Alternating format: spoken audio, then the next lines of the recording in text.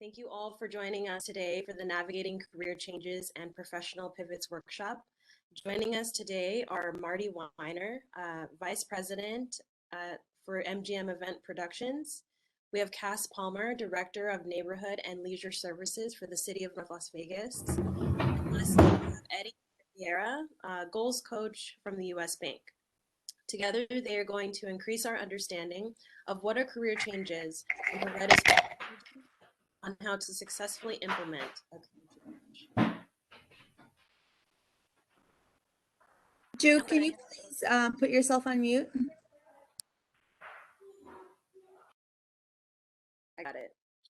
All right. And now I'm going to hand it over to them to introduce themselves, and then we'll open it up with the panel questions. Did you want to go first, Eddie? I'll be happy to. Thank you. Eddie Rivera. I'm a goals coach with U.S. Bank at this time. Prior to this role, which I've been in for since 2019, I was an executive coach and leadership strategist working by myself for about 7 years. Prior to that, I was the director of human resources at Four Seasons Hotel Las Vegas. And before joining Four Seasons, I was the director of human resources for the corporate entities at MGM Resource International. Delighted to be here. Excellent. Marty?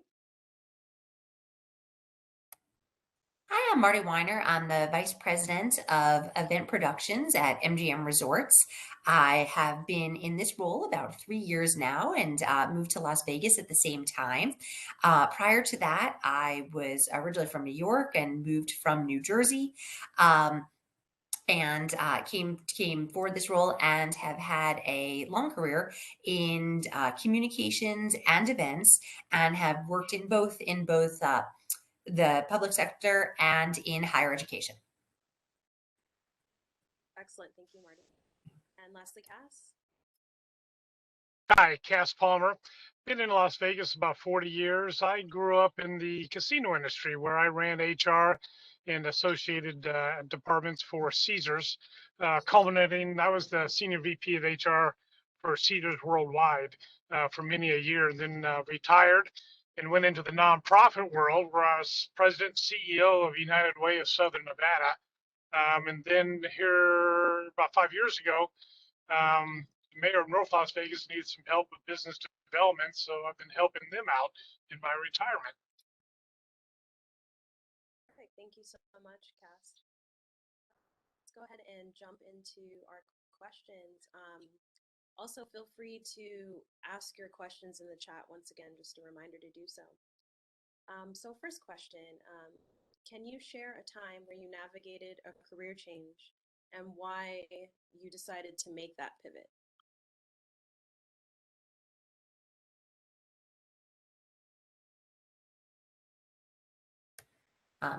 Well, I'm happy to start on that one because one of those wonderful things was, what I was just mentioning, is the career pivot I made to move to Las Vegas and join MGM 3 years ago. So I had, prior to that, been serving as vice president of university relations and chief of staff for a university in New Jersey, which had been another pivot outside of a corporate role. And, I think I've done this a few times where I've had some, related moves, but shifts throughout my career. And, in this particular case, I did so for a couple of different reasons. The first is certainly my passion for events and my interest in pursuing that, especially with an organization like MGM. But secondarily, it was the opportunity and really the excitement about starting and doing something new and different. The ability to use all of the skills I had gathered to date and then transfer them into something where you could apply them differently, but build on that. Right? I love a new challenge. I like a new project, etc. So, part for me, the excitement about having a career pivot is the opportunity to really start again, do something new and different, and to take everything you've gathered along the way and all the tools in your toolbox and really apply them in just a new and different way. So much. That's an excellent answer. Hi, this is Cass. On top of Marty's great points, it's just interesting to take on a new challenge. I had 25 years in the casino industry and did the vertical pivots, for lack of a better word.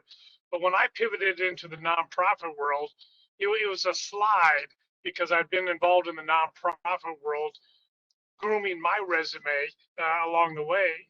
But it was all about the challenge. It was about getting into something new and trying the whole banana, so to speak, having both the revenue side and the expense side to control. It was the first time I really had to look at the numbers rather than just being provided a budget. We had to create the budget and then live the budget. So it was a stretch for me in my career, and it was a great opportunity for me to have a little bit more fun.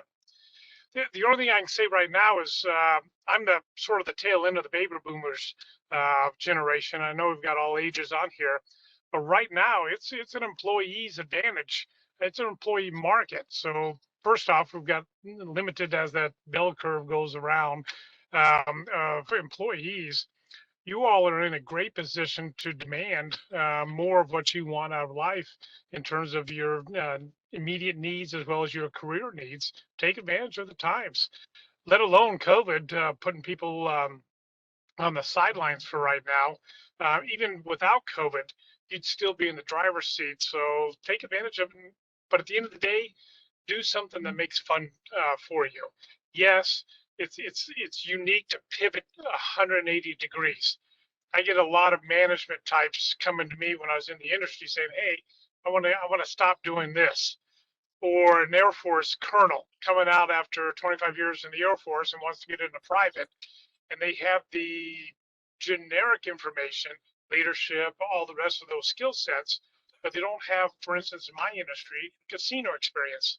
So someone of the same age and caliber is going to be juggling competitive wise for that same job. And the Air Force person really has to do some talking. But don't be afraid to pivot. Yeah, pivot for fun and for challenges.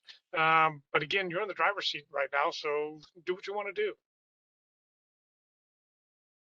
You know, there's so much alignment between what Marty just shared with us and Cass, and thank you so much because you took me on a little bit of the memory lane. My story is a little similar and different at the same time. I was born and raised in the island of Puerto Rico, came to the United States early on in my life, and I had $50 in my pocket, a one-way ticket to Los Angeles, and I didn't speak a word of English. And so talking about a pivot, right? You go from the Atlantic Ocean to the mainland. And so I started my career in banking with Bank of America in Los Angeles as a proof operator because I didn't speak any English. So I put some headsets on and I started learning with a dictionary, the different phrases and whatnot. But fast forward, after spending that time with Bank of America in Los Angeles, went to Citibank. And through Citibank, there was an opportunity to work for 3 weeks in Las Vegas. And I came to Las Vegas, it was supposed to be 3 weeks, but that turned out to be a lifetime because I've been here since 1989. So Vegas is home for me. And then, so from Citicorp and Citibank, something very unusual. I went to talk to my doctor, and I was telling my doctor that I was gonna, have a physical, and then from there, I'm going to move back to California. And he said to me, "What if you stay with us and help us with the practice?" I said, "I don't know anything about medicine. What are you talking about, right?" And suddenly, this opportunity opened itself, and I said, "You know what? But I know a lot about operations." So he goes, "That's what we're looking for. We're not looking for somebody that knows a lot about medicine. We had somebody that had that background, experience, and knowledge." And so that led to what's supposed to be 90 days, turned out to be 11 years in the medical field. And then I transitioned from there, and surprisingly enough, I opened Bellagio in 98, in human resources. So I spent a lot of time at Bellagio. Then I transitioned to MGM Resource International as the director of HR for corporate entities. And then from there, something happened. I just had coffee with someone who says, "Hey, the general manager of Four Seasons would like to speak with you." There was a great opportunity. I transitioned to Four Seasons Hotel as the director of HR. And then after 4 years, there was a dream in my heart that has been kind of like tapping me since I was very, very young. And I wanted to have my own business, and I wanted to be a coach. So I became an executive coach in 2014. That led me to meeting one of my clients who happened to be at the time the senior vice president, market leader for US Bank, that we're putting together this program called a goals program for US Bank because we really would like for you to be part of it. So, when the dream in your heart is bigger than the environment that you find yourself in, sometimes you have to step out of the environment to see that dream fulfilled. And that dream began when I was 7 years old. I remember vividly. And sometimes don't dismiss those dreams. Don't dismiss those visions. Because sometimes where you are, you might take a couple of detours here and there, like Marty and Cass have done, right? Those detours are going to get you to your destination. I happen to be in the role that I absolutely love because this was the dream that I had a long time ago. A lot of pivots along the way, though. Thank you guys all for making such excellent points. It sounds like it's a combination of, opportunity, being open to opportunity, and also wanting to challenge yourself and to make sure that you're having fun along the way. So just to piggyback off of that, so once you have committed to making a professional pivot, would you guys please discuss what are some of the pros and cons of making career changes? Go ahead and jump in whenever.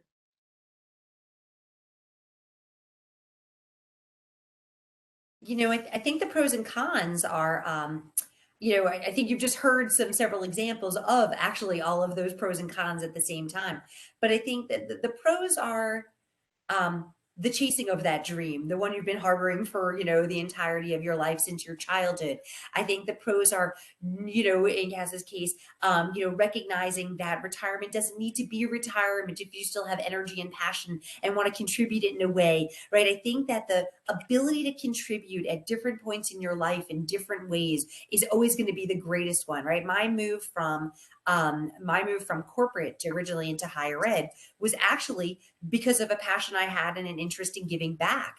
I went back to my own undergraduate alma mater in this role because I felt strongly about the ability to give back. And I had always treated higher ed and education at all as my passion projects and the things I did outside of work. And the opportunity to make it part of my own career journey was really a great way to marry up things in my life that were really important to me at the same time and have it be in my career, etc. I mean, the cons are, first of all, are going to be a little the same regardless of a job change in general, right? Let's start with the fact that it's always going to be a little stressful. There's always going to be a learning curve. There's always going to be a need to adapt to a culture and where you are and what that organization and environment sounds like. In this one, you have a little bit more of a curve, and Cass used to say it's like that step back or that sort of restart or the need to turn a little bit. That's going to be the con in the pivot a little bit. And again, the con becomes the pro when you do it right. But it's that, do I need to go a little backwards to go forwards? Do I need to go sideways? Do I need to tell my story differently? It's harder, right? You're going to need to tell your personal story and have your LinkedIn profile and your resume come to life in a narrative that connects the dots a little bit differently. When I talk about my journey, people say, oh, I totally get that. Sure, of course you went from this to that and you were passionate and you came back to hospitality and etc.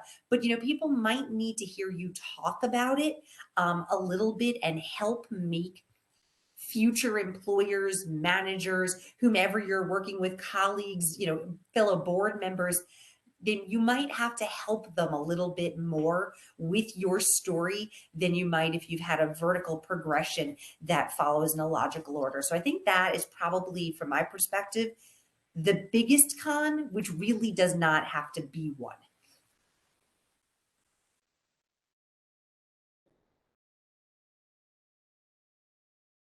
To add? I think we lost Cass. He's here, but did you Hey, have Cass, are anything you to there? add? Well, while he comes back, I don't want to sound redundant because I think Marty hit so many great points in what she just shared with us.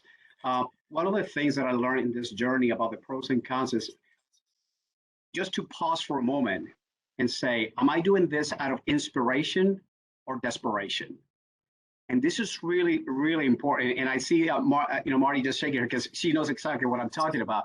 Is that moment when you said, I want to get out of this company, is it because you just got into a disagreement with your supervisor or something like that? Be careful that, sometimes in a moment like that, you can be making probably the wrong decision that is going to impact your trajectory in your career. It's time to pause and then reassess, reevaluate, and make a list. What are the pros and the cons? The decision that I'm about to make, is it because this is my next step, or I'm really looking forward to stepping into a new opportunity? Because I'm so excited about the opportunity to work for this other organization because I like their culture, I like their values. Do my values and my culture align with that organization that I'm thinking about to step in? Or I'm just doing this because I'm just really having a bad day and somebody called me, hey, you can come and work here. I've seen that happen so many times. And I'm very fortunate because in this journey of mine, I had the opportunity to step into different opportunities. One of them was to become a guest speaker for the hotel college. I've been a guest speaker for the hotel college now since 2009. So I've been coaching 12 students in the hotel college every semester since then.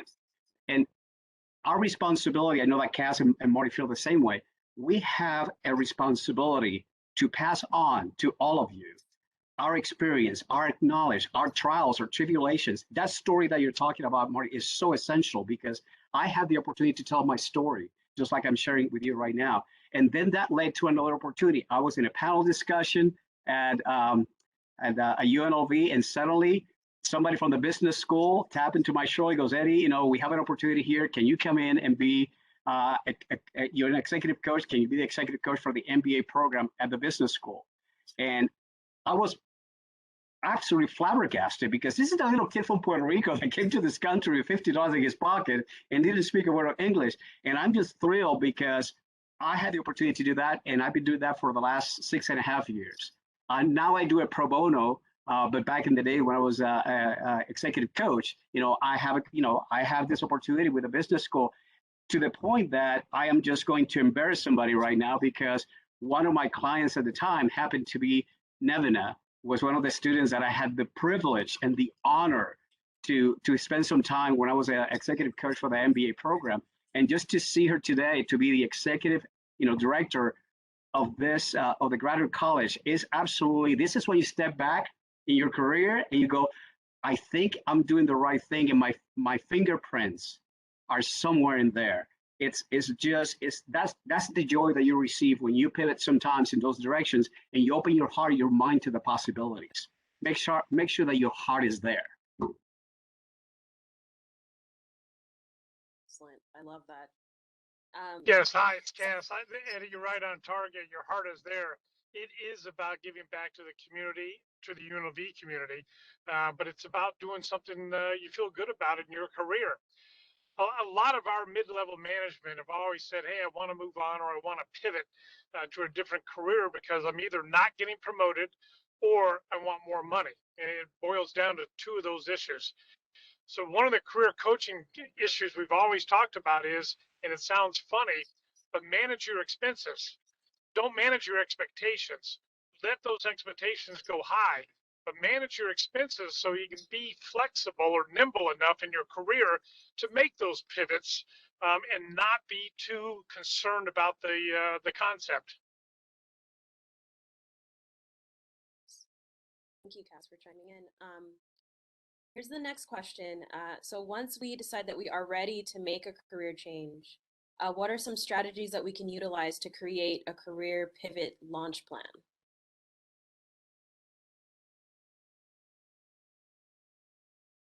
Couple of comments. Your future is right now.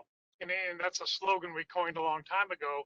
What you're doing now in terms of your activities, both interpersonal, social, business, grooms your resume and grooms you to be ready for that pivot role.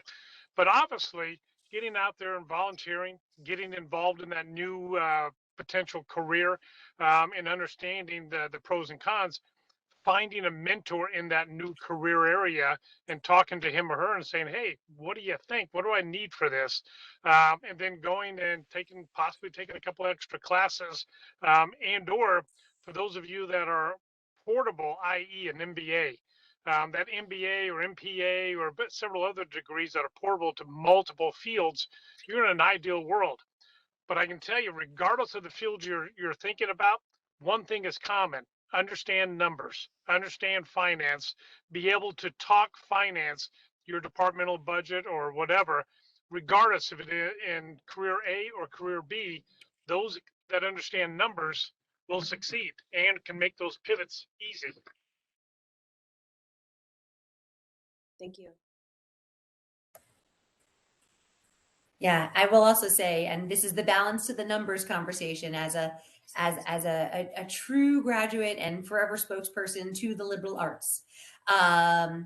Your critical reading and writing and thinking skills are going to be transferable. I don't think that makes your financial acumen any less significant, but I think people undervalue what your good communicate. It's in everybody's development plan, and really understanding what active listening looks like and how quickly you can lower your own learning curve by asking good questions and genuinely hearing the answer is going to change the trajectory of what your plan looks like. And by the way, for those who do it thoughtfully and purposefully, I applaud those who actually have said pivot plan. I cannot honestly say in good faith that I have had that much of a strategy. Sometimes an opportunity presents itself and you're like, yes, I want that. I'm passionate about this. So for those who really made their, plan their work and worked their plan, bravo. I applaud all of your efforts considerably. I think the other thing, and Cass just said this too, about, noting what the gaps may be in where you want to run to, if it is that certification or a class or something along those lines. But being equally as confident, and I say this a lot, and I do coach a lot of women also. Women generally do not apply for jobs until they feel like they can do and have done all of the things in the function versus, yeah, that sounds like something I could do and I want to go in that direction, right? There are stats about that I don't remember. But I will say that there is a lot to be said for understanding how things you've done in the past can apply to that, and that those critical thinking, logic skills, reasoning skills, communication skills are at least half the battle almost every time, especially the higher up you get, right? The more it becomes your leadership style and your management style versus a tactical approach to things, the more that those soft skills are going to be really important. And of course, talking with two people who have, executive coach considerably in that, I'm sure that's stuff that comes up in your conversations regularly. I just love this conversation, and I am just delighted that Marty's here and Cass, because it transformed the way we think. And this conversation, I like to think that it's transformational. But one of the things that came to mind as I'm listening to both of you is stay focused. What kind of focus?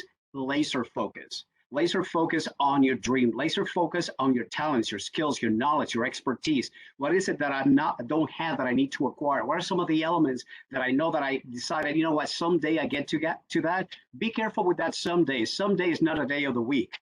The road to someday leads to a town of nowhere. And this is the time, this is the moment. I'm just excited that we're here today. If you can tell, I get very excited when it comes to this type of conversations, because they're very meaningful, not only for me, but the impact and the influence that we can have in the lives of those that we have the privilege to lead, that we have the privilege to talk to. Be careful with distractions. When we were in college, and full disclosure, I went back to school. I'm doing my master's in behavioral psychology right now, and I'm hopefully graduating in the spring of 2022. It's this constant desire to learn. I have a great example. My mother was 79 years old when she did her second PhD. Figure that one out, right? I said, why are you doing this? You got 2 masters, another PhD. She goes, I just need to prove to myself that I'm still smart. We have different ways to looking at things. There's a great quote by Dr. Wayne Dyer that says, when you change the way you look at things, the things you look at begin to change. So this is an opportunity to start looking at things from a different lens. From that lens, a clear lens of opportunity, of desire, of growth. This is the direction that I want to go. I'm going to surround myself with people that will lift me up. Be careful with the distractions. Surround yourself with the people that will encourage you to continue to move forward. And those that are not there to be with you, to encourage you, be very careful who you talk to. Find yourself people that be there on this right side to say, you know what, keep going, don't stop, move forward. Because you know what, this is your life, this is your future. At the end of the day, the ultimate goal that we all want is achieve happiness. We want to enjoy and have fun doing what we do.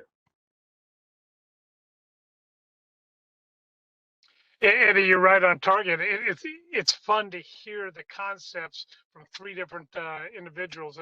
But my soft pivot, when I went from private world to nonprofit, I had several years of experience. How or why? I volunteered on the board of United Way. And I was a volunteer board member for many a year before making that switch to CEO. And it was a soft pivot for me, a nice soft landing because I got involved.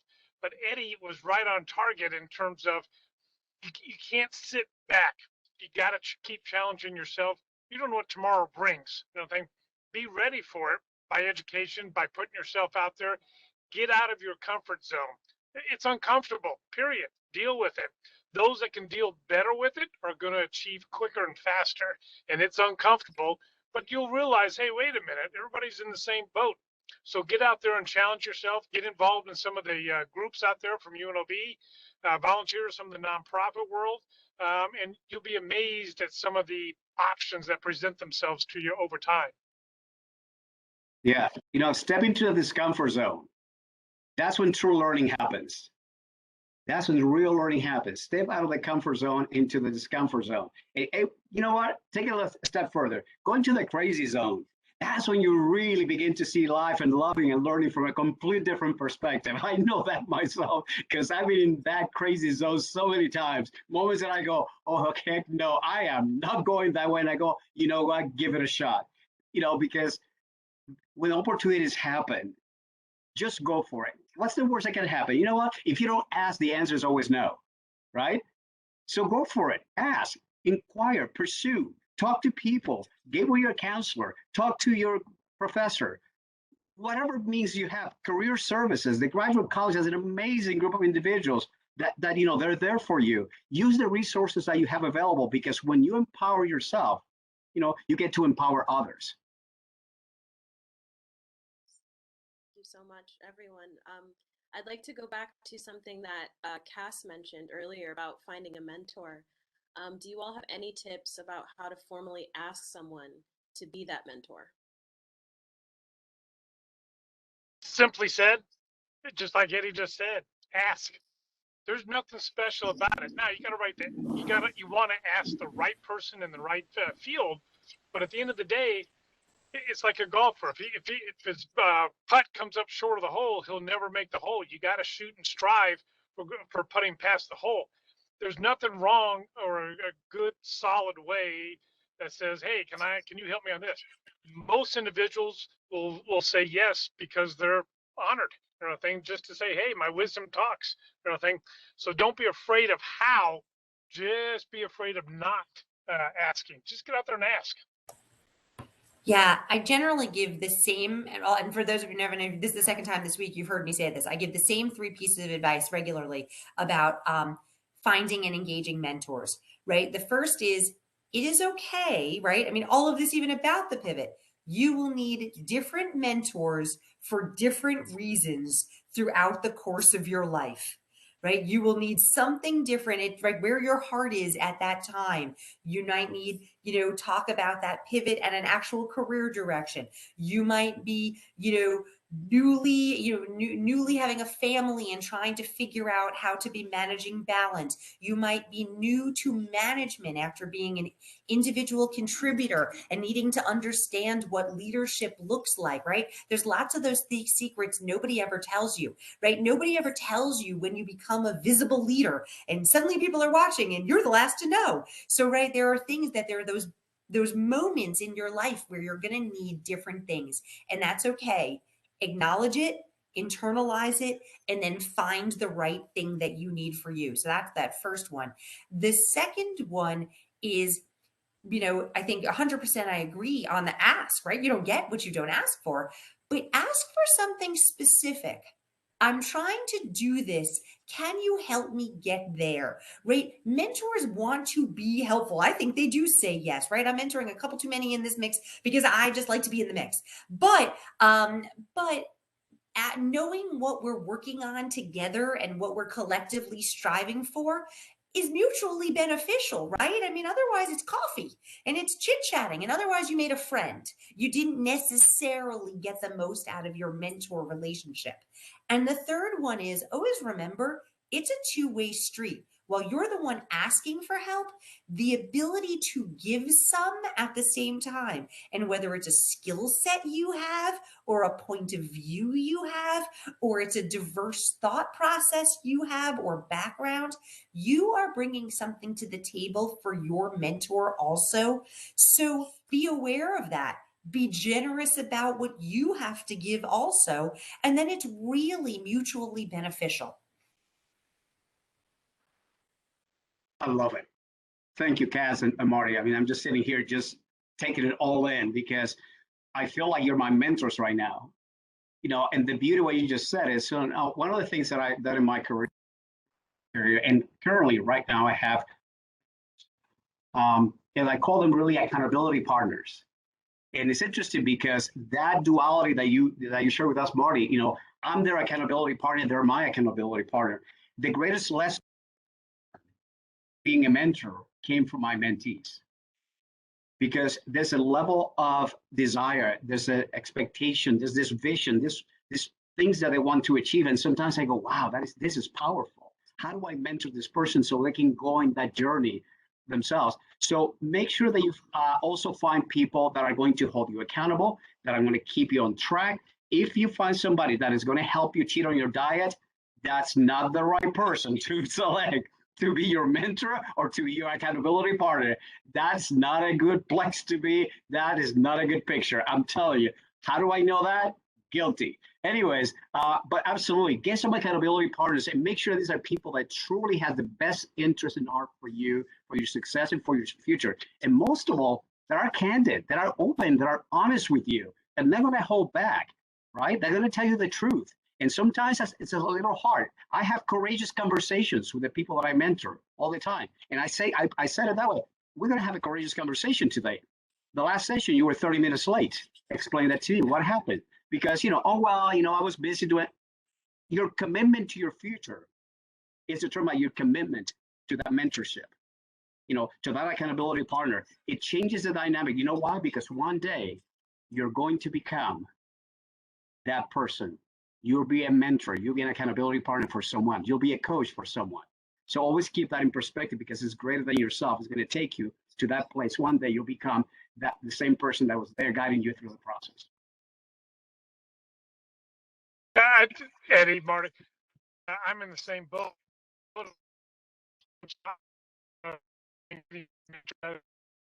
So the one common out and stop learning. It's a bit choppy, Some Cass. two realities. Reality number one, talk to whoever, get all the information you can, but don't take anyone's word for it. Take the information, evaluate it yourself, interpolate it, and come up with your own strategy. You are who you are. The experience of that is that general manager, and that each of them have their own. Cass, if you can hear us, we're losing you. You're kind of going in and out. Sorry. Everything. Yeah, I'm on a cell phone and driving. My apologies. Is that any better? Yeah, much better now. Any better? Mm-hmm. My point to all this was evaluate the information you receive yourself, put it, internalize it, and then come up with your own direction. The secondary issue is make sure who you're talking to. You got to do some homework. Like I said, GMA and GMB can each operate the property, but they may have different visions or work styles or ethics, and you got to decide for yourself which one do you want to evaluate. But my lesson in life was I was speaking with a GM that opened properties. So we had two GMs, one that will go in and open the property and is focused in on the, hey, wait a minute, my opening date is X. And then that person, we would always move on because he was or she was focused on opening. The secondary GM came in and was a long-term operator, and they had a different view, different style on keeping the property open. I'm belittling the concept, but the opener may say, hey, wait a minute, I just need a guy for 30 days to get me open. The long-term operator says, I need a guy for 30 years to keep me operating. Point to all that is just make sure you know who you're talking to and where they are in their career. Thank you. That seemed to answer one of the questions in the chat about identifying a mentor. So thank you so much. Another question that we just received in the chat as well. This is kind of going off of something that Marty mentioned about how you yourself are an asset and to your own mentor.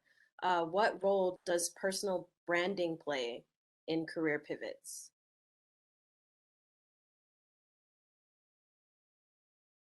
I think, well, first of all, I think it plays the largest role in a career pivot. That's predominantly somebody understanding and knowing who you are as an individual, what you can bring to the table, and what you're willing to do to get there, right? So I don't think I've ever, probably since the beginning of my career, applied for a job, right? I think it's through the people who know you and who know what you're capable of doing and who, and who you represent, is what creates those opportunities. The best and fastest way, and Cass mentioned this earlier with networking and being on boards and being good community members and so on and so forth. I think that the fastest way to actually orchestrate an intended or sometimes unintended career pivot is somebody knows, I have this right. This is how I ended up at MGM. I have this opportunity. It's a really sort of weird department, which is what talk about a sales pitch for the guy who hired me. I have this really weird department. I need a really amorphous skill set. I need somebody who has business acumen, who gets the convention space, who's creative at the same time. You're one of the two weird people that I know that could do this. And that was how I ended up in this job, right? So, I think that your personal brand, by the way, that's not a vote for weird, just to be clear for those of you who are holding a pen, that is not a vote for weird.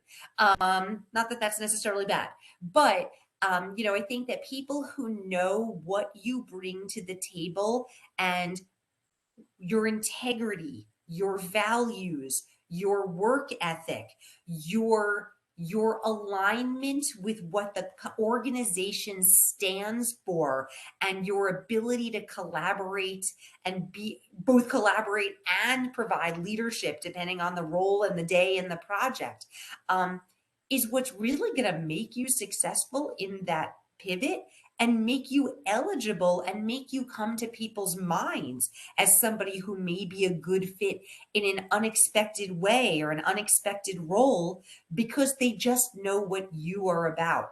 And I think finessing that personal brand, both obviously in all of your encounters, but also how do you show up on LinkedIn? How do you show up in social media and on your resume and on committees you sit on and community activities is a large part of how your personal brand is galvanized. It's not what you do between 9 and 5 necessarily. It's what you do 24/7. And some of it, as as a lot of a lot of folks now have realized in the last 10 years or so, that lives on forever once it is in social media. But in general, how you show up and how the impression of how you make people feel when you're there, that really is what creates that whole brand for yourself. I love it. Thank you for that moment of brilliancy, Marty. That was awesome. That was awesome. I share this with the students all the time when I have the opportunity to coach them or mentor them or what have you. When it comes to your personal branding, when you don't show up as you are, people will fall in love with who you're not. And I really want you to think about that, just to be your authentic self. Be the best you can be. Don't be an imitation of someone else. And the reason I say that is because I come across a lot of students where, I want to be like Oprah. I want to be like this other person. I want to be like other athlete. Be careful with that because you're stepping into somebody else's world. You don't want to step into those people's world. You want to step into your reality of who you are. So make sure that the person that presents itself, like Marty said, if you're on LinkedIn, that's you 100%. Your resume really truly represents, it's a profile, it's your presentation card. When you walk into an organization, you want to present yourself. I used to tell people, my general manager at Four Seasons, how long does it take you to select a candidate? I said, I can select a candidate in the first 3 minutes. In that introduction, in that first interaction, I can tell right away, do I see Johnny? Do I see Mary walking the hallways of my company? Do I see him interacting with my team? Does he have the charisma, the personality, the values, the integrity that I'm looking for? Do I see him as a great partner to the rest of my team? People don't follow leaders because they have power. People follow leaders because they trust them and respect them. Am I a trusted and respected leader when I step into that role? Because when you interview for an opportunity, always keep in mind, they interview you, you're interviewing the company as well. Do your due diligence. Begin to look at the values, the culture of an organization. What is their brand? And is my brand, as me, aligns with that brand? And if you find that, there's no alignment here. There's something missing. I'm going to caution you. Think about it twice. Find that organization that aligns with your values, and your ethics and who you are as an individual and your character. But make sure that you have those defined very, very clearly, that you really know who you are. Because when you don't show up as you are, people are going to fall in love with who you're not.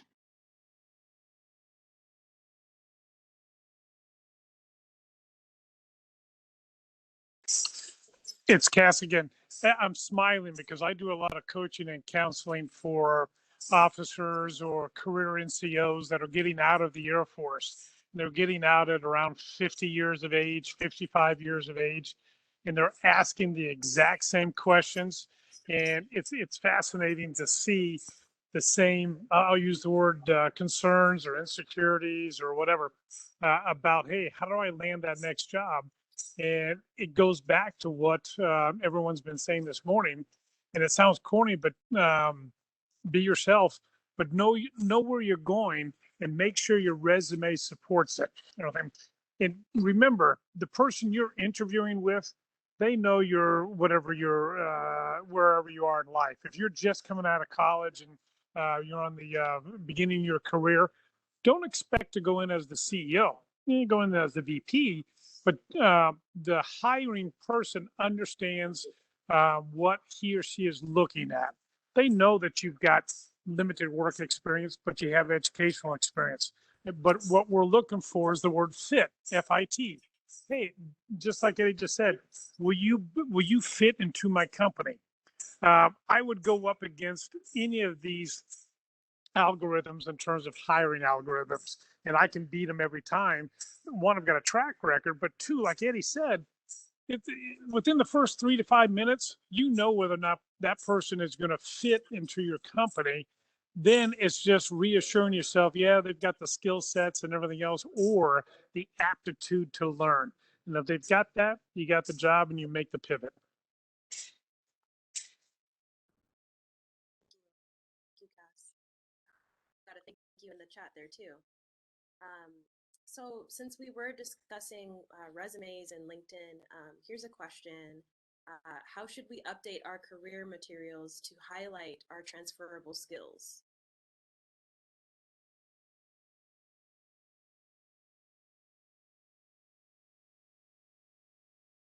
The mechanical aspect of that question is simple. Make sure it's accurate. Don't over embellish. Make sure it's well written, 1 or 2 sentences, but sometimes less is more. So you want to highlight your skill sets and everything else, but what you really want to do with your resume is whet the appetite of the interviewer, saying, hey, wait a minute. What I see in this first paragraph, short paragraph, is interesting, and I want to learn more. So you got to tease a little bit up front, but don't be verbose in terms of multiple paragraphs, everything else. Get right to the point. But that implies that you've taken an interest in your career and you've gone out there and you volunteered, you got on this board or that board, or helped out at this event or whatever, and you got something interesting to sell.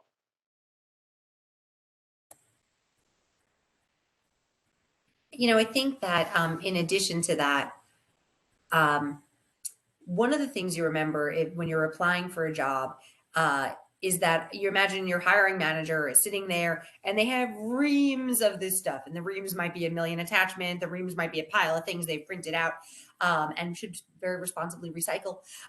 But it's what are we doing with that? And it's hard to get the gist for what you need to look for. make it easy. Now, I think Casa just pointed out a lot of those things, short to the point. But the other thing in calling out your transferable skills is, you know what's going to make them transferable to the person reading your resume? Using the words they're looking for, not your word for it, their word for it. If it's in the job description, and yes, and I know this is the most annoying piece of advice, you, especially in a pivot, you have to update your resume and cover letter and paperwork, especially that cover letter that tells the story, per application, right? It may be for a slightly different gig. It may be for a slightly different role. Use the words that they're looking for as a hiring manager, supported by the examples that are true in your world, right? And that means you're treating it almost like a test. They've asked the question, I'm using the question in my answer back to you. And that, and that makes it more obvious that your skills are transferable. Marty is right. Yeah, what young cats have shared is just absolutely encapsulates so much of what wanted to share as well. So, I'm not going to be redundant, but one of the things in my experience with resumes, and I was the director of HR for several years. When we opened Bellagio in '98, we had 12,000 employees that we hired. You can imagine the size, the volume of that. We had 325,000 applications that we have to go through. We worked 24 hours and trailers behind the Bellagio because it wasn't built yet. And so you get everything in there. I mean, talking about an overload of resumes. But one of the things, that let's bring now to today is that I noticed in LinkedIn is I can open a LinkedIn for an individual and I read that resume and 2 days later, it looks like a completely different person. Be very, very, very careful with that. Make sure that your resume and your LinkedIn, they're so in alignment that when you turn that resume, I guarantee you a lot of employers, including myself, I will go to LinkedIn and take a look, oh, Marty's applying for this position. Let me take a look at LinkedIn and see what else, her history, her experience, some of the organizations she's volunteered, all the things play a part on the selection process. Yes, I have a resume. You know what I usually do with a resume? I read it, go to my LinkedIn, I turn it upside down and I go, now tell me about yourself. Because whatever is here, I want you to tell me about it. That piece of paper can hold whatever you put on it, trust me. But it's like, you know what I'm talking about. Make sure that there's great alignment, that you spend the quality time, and Cass, you are right on. Be very clear, very specific, but don't oversell yourself, because if you present a 3-page resume, I don't need to talk to you. You told me the whole story. I want to talk to you. Give me some bullet points. Tell me the highlights of what you have achieved that I can go. So, Gordon, tell me about that experience, or tell me about that project that you worked on and the results were X. Can you walk me through how you were able to achieve that? That's the piece of conversation that you want to have. That's right on target. It's amazing how you can tell an HR person from a non-HR person, because the HR individual wants to talk to you. Your resume got you in the door. Now tell me about yourself. Whereas an operating manager, if you're talking to them, they're going to look at one thing. How many headaches can you take off my desk immediately? You answer that question, you get the job, or you don't get the job. It's amazing. But again, everything we've been telling you, if you can go one-on-one with an individual, great. A lot of times these bigger companies nowadays use HRIS systems, employment apps and everything else, and the apps are all based on algorithms. So what was said earlier was, look at the job application and use the exact same verbiage that they use in the app on your resume or on your cover letter, so that the computer program will pick up those words and give you points. The higher the points, the more apt you are to get the resume, the interview. So be careful of know who you're talking to, a computer or you're talking to an individual.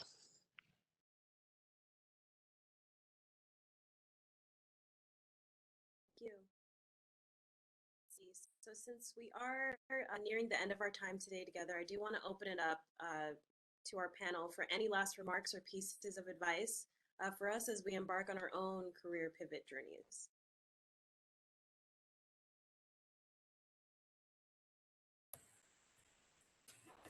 I will start. I will start with a close.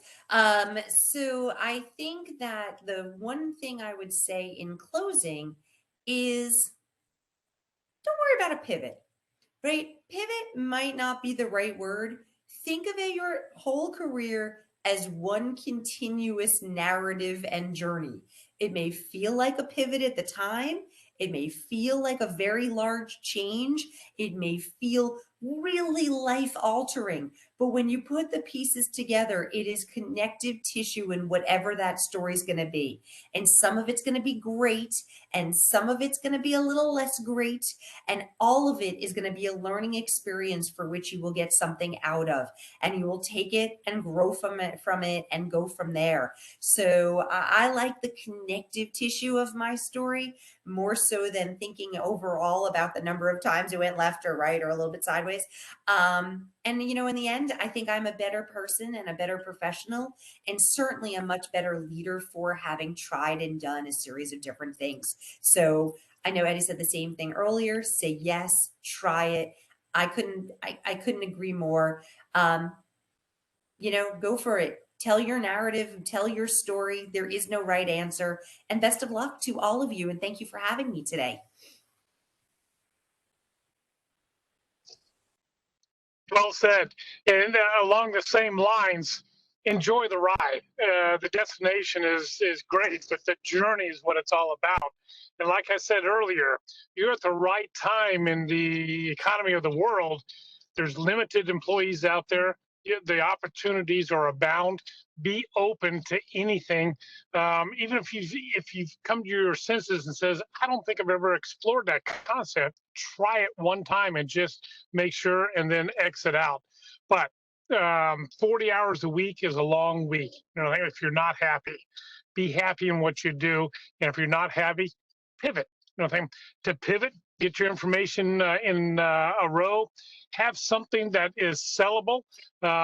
You know, hey, I've been involved in this and that, and I've done this, but it doesn't have to be in the exact industry.